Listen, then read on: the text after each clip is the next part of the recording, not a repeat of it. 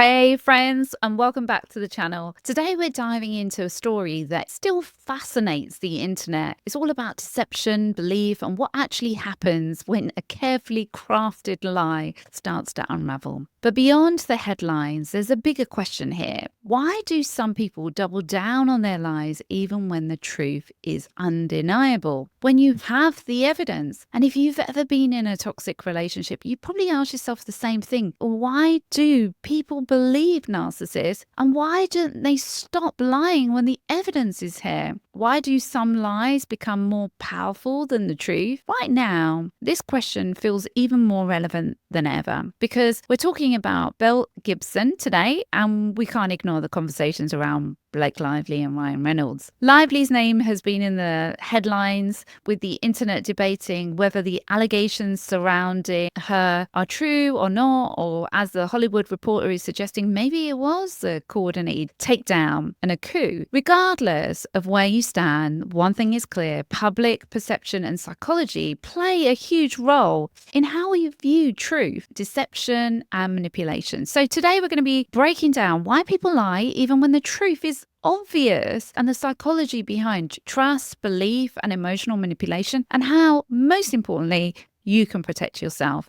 Let's get into this. So if you haven't heard of Belle Gibson, here's a summary. She is an Australian wellness influencer who built an entire empire by claiming she had cured terminal cancer, brain cancer, through diet, alternative medicine, and maybe, I think, a little bit of healing energy as well. Her story was inspiring, emotional, and extremely profitable. She got book deals, an app partnership with Apple, and a massive community that believed her every word. They were a vulnerable community as well. But there was a big problem. She never had cancer at all. So why would someone lie about something so extreme? Let's turn into research to look at why narcissists lie. 1. Power and control and manipulation. They enjoy the power that deception gives them. Lee Hammock, who's a self-aware narcissist, he said in one of his posts that narcissists can lie for power and control, just for the fun of it as well. But it is like they feel that sense of power and control. And usually, he says, the first time they lie, they know they're lying. But if they keep lying over and over again, they start to believe their lies. Now, actually, he's telling the truth. And science is showing that that is probably right. They understand also that vulnerability comes from emotional connection, and they are basically exploiting that. They have worked out that to fake empathy and emotional connection or have emotional resonance is an extremely powerful tool. They also don't see truth and lies in the same way that an empath would. Because they do lack empathy, they don't truly consider the impact of truth or lies on somebody else. They just feel like they're playing a role. They don't consider or understand the impact on another person. And that isn't to allow or justify their lies without guilt.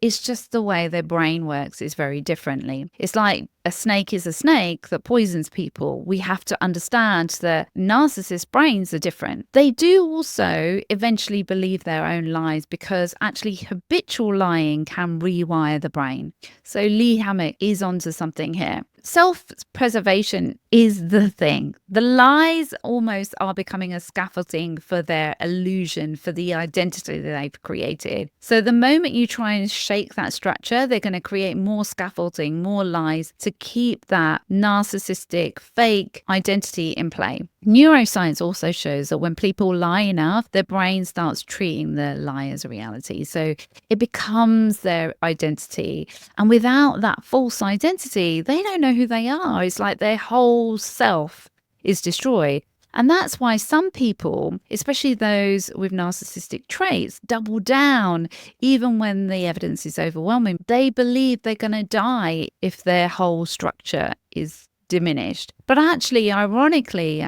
admitting to the lie would be the first step in actually destroying that illusion and start healing. It's like you're able to let down the scaffolding so you can finally start to rebuild. And that's why when people own up to their own mistakes, society tends to forgive them, especially if it's authentic, because we want people to heal. And maybe that's the reason why People don't let go when they see someone like Belle Gibson. They want the truth because we want to know the truth, even with the Blake Lively and Ryan Reynolds and Justin Baldoni saga. We want people to be able to heal. Maybe this is philosophical, but at our core, we actually want people to heal the narcissistic parts of themselves. And then collectively, we become a better world.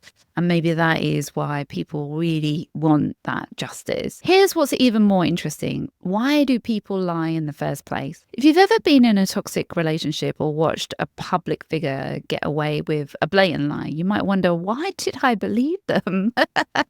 Or if you have a good gut instinct, you might wonder, why do everybody else believe them? It turns out we believe things where we feel that emotional connection. It creates trust. And this is down to a lot to do with oxytocin in the brain. So if a narcissist figures out that I can create emotional resonance with someone, they know they can weaponize it for financial gain or social gain. It's basically because of the way our brains are wired. We have this thing called limbic resonance and emotional attunement. When someone shares something vulnerable, in particular, whether it's a heartbreaking story or a moment of struggle, or even you see someone cry, it activates our limbic system, the emotional center of the brain. And our limbic system syncs with their emotionals, where it makes us feel what they feel. It's not naivety. This is neurobiology. It's about us being able to connect with others. That's what makes us human beings and such beautiful people, because we can connect with others. That's the beauty of being a human being. But there are implications of trust and connection. That emotional synchronization where we share emotional experiences through limbic resonance, that understanding where we mirror neurons, makes us feel what others feel. And we also have that hormonal bonding, that oxytocin that enhances us to believe them, to trust and feel close to that person. We actually feel close to that person. But some people use this biological response to manipulate trust, unfortunately. And this is the craziest part. They manufacture vulnerability, not to connect, but to control. So how do we protect ourselves? Or what's the takeaway here? First, facts do matter. Digging deeper gives everyone a chance to heal. And a narcissist is relying on you not digging any deeper. They're just relying on you to feel that oxytocin and not dig any deeper. Second, it takes self-awareness, both from the person that's being victimized and the deceiver, to actually break the cycle. So the person that is trying to deceive you needs to have self-awareness, but you need to have self-awareness. It doesn't matter if you understand them. It's important to understand who they are, so you see the snake as a snake. But the most important thing you need to do is go inward to actually start healing through your own self-awareness. And finally, because as you go inward, you actually activate a certain part of the brain that is like a monitor. It monitors the inner conflict. Like you say, I feel like I should believe them because they are saying all of this, but there's a part of me that feels like something's not quite right.